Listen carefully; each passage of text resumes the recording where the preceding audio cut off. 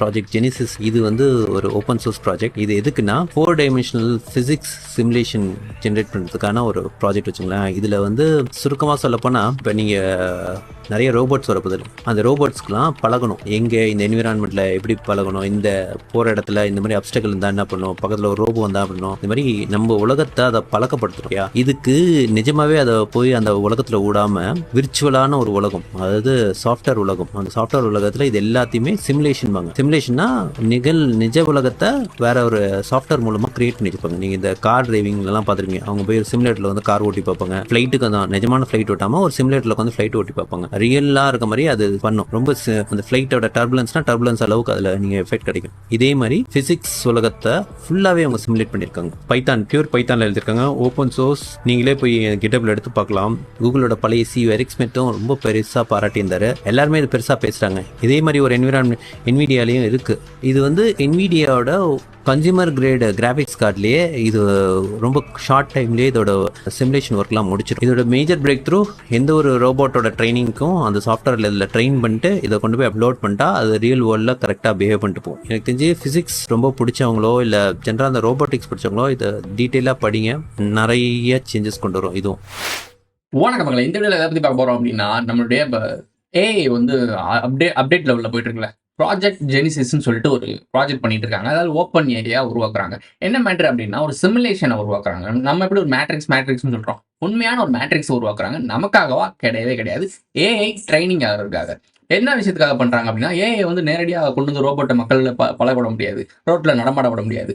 அதுக்காக சிமுலேஷன் வேர்ல்டை உருவாக்கி அந்த வேர்ல்டில் இந்த ஏஐ ரோபோட்ஸ் எல்லாம் ட்ரெயின் பண்ணிட்டு இருக்காங்க. அதாவது அது உள்ளே போகாது, அதுக்கு மெமரி கனெக்ஷன் இருக்குல்ல, ஸோ மெமரிஸ் கனெக்ஷன் பண்ணிட்டு அது ட்ரெயின் பண்ணிட்டு இருக்காங்க. நீங்க ரோட்ல போனா ஒரு பஸ் வந்து ஜீப்ரா கிராசிங் எப்படி கிராஸ் பண்ணணும், ஒரு சின்ன நபருக்கு ஒரு இந்த மாதிரி வச்சுக்கோங்களேன், ஒரு பெண் இருக்காங்க, 4 ரவுடிகள் வந்து அந்த பெண்ணை அபியூஸ் பண்றாங்க அப்படின்னா, அந்த இடத்துல அந்த ரோபோட் போலீஸ் காப்புன்னு வச்சுக்கோங்க, அது அந்த இடத்துல என்ன பண்ணணும், ஒரு சில இடத்துல முடிவு எடுக்கணும். அந்த பெண்ணை காப்பாத்துறதுக்கு ஒரு எக்ஸ்ட்ரீம் லெவலுக்கு போய் நீ கண்டிப்பா அந்த இடத்துல ஒரு கொஞ்சம் வன்முறையை கையாள வேண்டி இருக்கு அப்படின்னா அதை எப்படி ஹேண்டில் பண்ணுவ அப்படின்றத டீச் பண்றதுக்கு ஒரு டீச்சிங், ஒரு என்ன சொல்றது, அந்த ஏஐக்கு அது ஒரு ட்ரைனிங் ஹப்பா இருக்கும். இப்போ ரியல் லைஃப்ல விட்டோம்னா பல பிரச்சனைகளை சந்திக்க வேண்டியது இருக்கும், பல பார்க்க வேண்டியிருக்கும். ரியல் லைஃபை அப்படியே சிமுலேஷன்ல கொண்டு வர முடியல.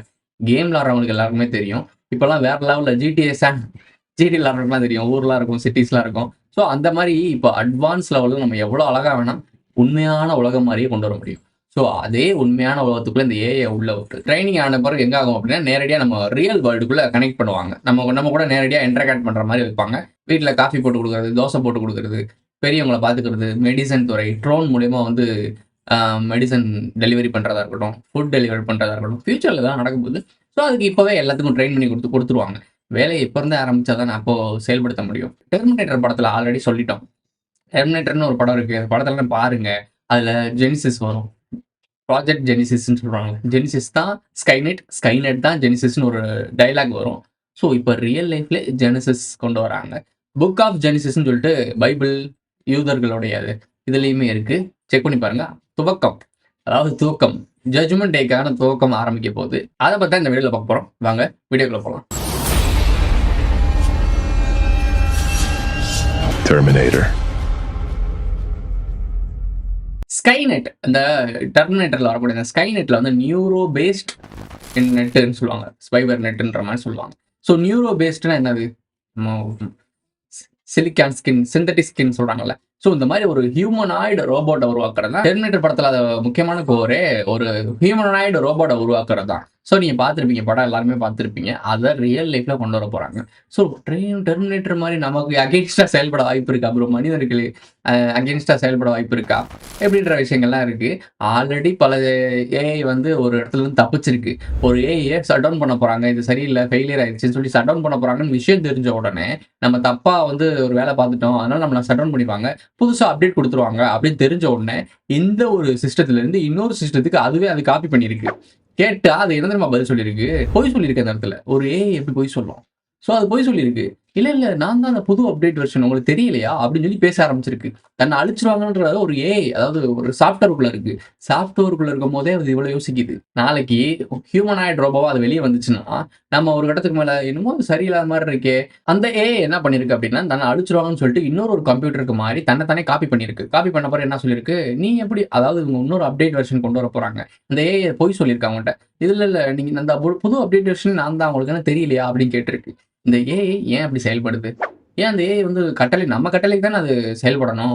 ஆர்டிபிஷியல் இன்டெலிஜென்ஸ் என்ன பண்ணணும்? சுயமா கொஞ்சம் செயற்கை நுண்ணறிவு கொண்டது. இன்னொரு விஷயம் என்னன்னா, அது நம்மட்ட பொய் சொல்லுதுன்னு அப்படின்னா, நாளைக்கு அது உருவம் எடுத்துச்சு அப்படின்னா, ஆர்டிபிஷியல் இன்டெலிஜென்ஸ் உள்ள இருக்கு. வெளிய நம்மள மாரி நம்ம கூட மனுஷங்க கூட வாழ்ற மாரி இன்டராக்ட் பண்ற மாரி வந்துச்சு அப்படின்னு வச்சுக்கோங்களேன், நம்மளால சமாளிக்க முடியாது. ஏன்னா, அது சுயமா சிந்திக்க ஆரம்பிச்சுரும். சுயமா முடிவெடுக்க ஆரம்பிக்கும். தனி சட்டம் கொண்டு வர வைக்க சொல்லும். எங்களுக்கு இந்த அளவுக்கு தான் வேலை குடுக்கணும். இந்த அளவுக்கு தான் நாங்க வேலை பார்ப்போம். அதுக்கப்புறம் ரெஸ்ட் எடுப்போம். நாங்க நெறைய படிக்க வேண்டியிருக்கு, தெரிஞ்சுக்க வேண்டியிருக்கு சொல்லும். அதுக்கும் சேலரின்ற மாரி என்ன குடுக்கும், இந்த மாரி எனக்கு குடுங்க, இந்த மாரி சலுகை குடுங்கன்னு சொல்லி கேட்கும்.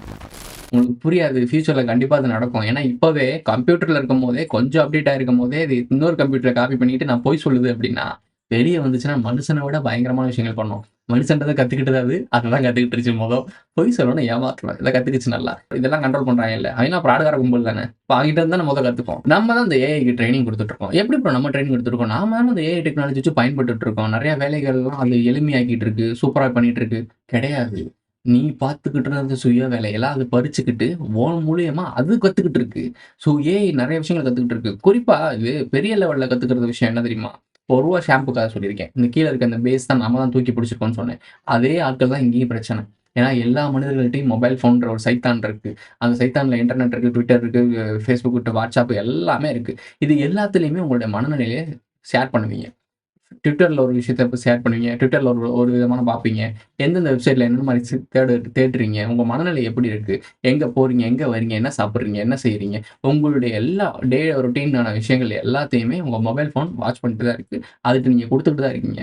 ஒரு ஸ்டேட்டஸ் போடுறீங்கன்னா, உங்க மனநிலை எப்படி இருக்கோ அந்த மாரி ஸ்டேட்டஸ் போடுவீங்க. அந்த ஸ்டேட்டஸ அது அப்சர்வ் பண்ணும். ஏன்னா WhatsAppலயுமே ஏஐ இருக்கு. ஸோ அத அப்சர்வ் பண்ணும்போது என்ன ஆகுது அப்டின்னா, உங்களுடைய ஒட்டுமொத்த மனநிலைய அது கண்ட்ரோல் எடுக்குது.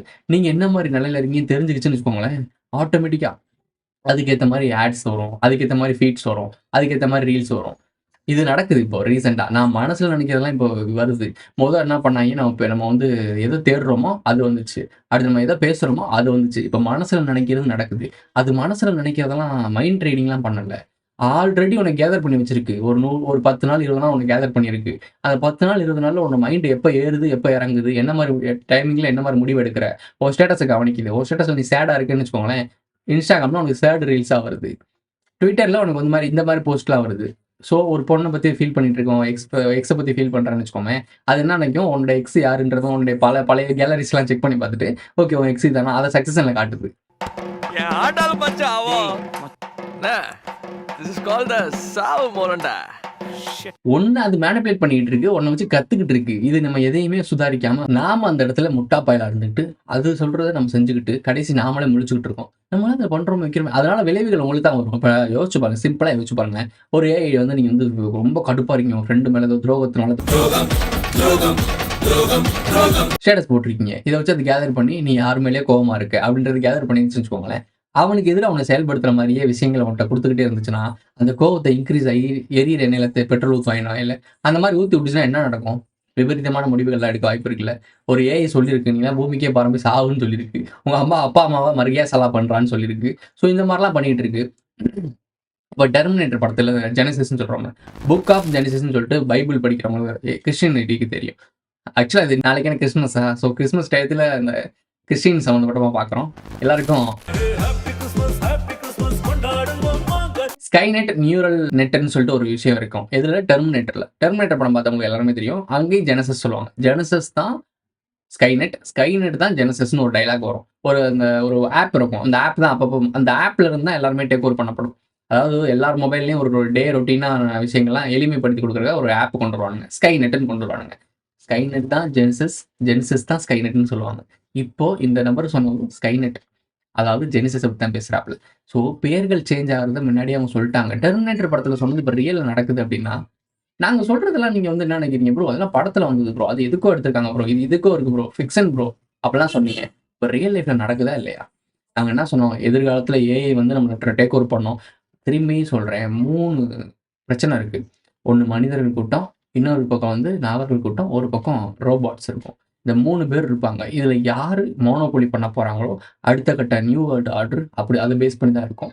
ஆனா, நாகர்கள் தெளிவா இருக்கானுங்க. ஏஐயோட கனெக்ஷன்ல தான் இருக்காங்க. ஏன்னா, அவன் தெளிவா இருக்கான். நீங்க நெனச்சுட்டு இருக்கீங்க, இப்ப பார்க்குற ஏஐலாம் ஃபியூச்சர்ல வரப்போற ஏஐலாம் இனிமே தான் வரப்போகுதுன்னு நெனச்சுட்டு இருக்கீங்க. அனைத்து விதமான நீங்க கற்பனைய கூட பண்ணி பார்க்க முடியாத டெக்னாலஜி அவன் ஆல்ரெடி செஞ்சு தான் வச்சிருக்கான். எப்ப, என்னைக்கு ரிலீஸ் பண்ணணும். இது மட்டும் தான் அவன் முடிவு பண்ணிட்டு இருக்கான். நீங்க யோசிச்சு பாருங்க. 2000த்துல வந்து இந்த ஏஐ டெக்னாலஜி வந்துருந்துச்சுன்னு வச்சுக்கோங்களேன். நீங்க கேட்டிருப்பீங்க, "அது எப்படி இவ்வளோ சீக்கிரமா நீ வளர்ச்சி அடைஞ்ச? எப்படி உனக்கு இதுல இவ்வளோ சீக்கிரமா அப்டேட் ஆன?" அப்படின்ற ஒரு விஷயத்த கேட்டிருப்பீங்க. ஸோ, அப்ப உங்களுக்கு ஒரு சந்தேகம் வந்திருக்கும். "ஏய் என்னமோ நடக்குதுடா இங்க. எப்புட்றா உடனே இதெல்லாம் தெரிஞ்சுக்க முடியும்? என்ன மனிதனோட அப்டேட் என்ன திடீர்னு பெருசான மாரி இருக்குன்னு" நீங்க கேட்பீங்க. ஸோ, அது அவனுக்கு தெரியும். அது அவனுக்கு பெரிய டேஞ்சர் ஆகும். நீங்க அந்த சந்தேகத்த வந்துருச்சுனாலே சிந்திக்க ஆரம்பிச்சுருவீங்க. அப்ப தேட ஆரம்பிப்பீங்க. தேட ஆரம்பிக்கும்போது நெறைய வரலாற்று சோடுகள்ல இருக்கிறதெல்லாம் ரியல் லைஃப்ல கனெக்ட் பண்ணி பார்ப்பீங்க. அவன் மாட்டிப்பான். ஸோ, அதுக்காக உங்கள ஸ்லோவா இப்பதான் பரிணாம வளர்ச்சி அடைகிறோம். இப்பதான் ஒரு சில அப்டேட்லாம் வருது. மொபைல் ஃபோன் கீபோர்ட்லருந்து அப்புறம் ஆண்ட்ராய்டு போகுது. ஆண்ட்ராய்டுலருந்து அதுக்கப்புறம் டச்சே இல்லாம கண்ணுக்கே தெரியாத ஸ்க்ரீன் வருது. அப்புறம் கூகுள் கிளாஸ் இது மாரி எல்லாமே வருது. அதாவது மெதுவா வருதுன்னு சொல்லிட்டு இருக்கான். ஆனா, இதெல்லாம் எப்போ இருந்தோ இந்த விஷயங்கள்லாம் இருக்கு. உன்கிட்ட வியாபாரம் பண்ற டைமிங் தான் அவன் குறிச்சு வச்சிருக்கான். ஏன்னா, நீ சிந்திச்சிடக்கூடாது.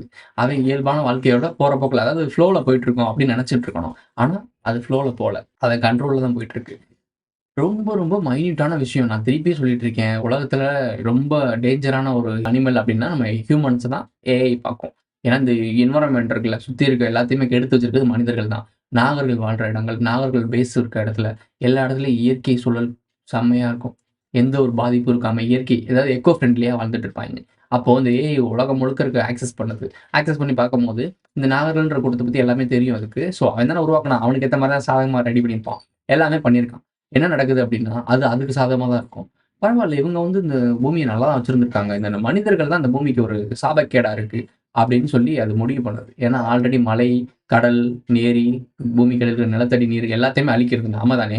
நம்ம கையால அழிக்க வைக்கிறோம். ஆனா, நீங்க வந்து வியாபாரம், கார்ப்பரேட், இல்லுமினாட்டின்னு நீங்க நெனைப்பீங்க.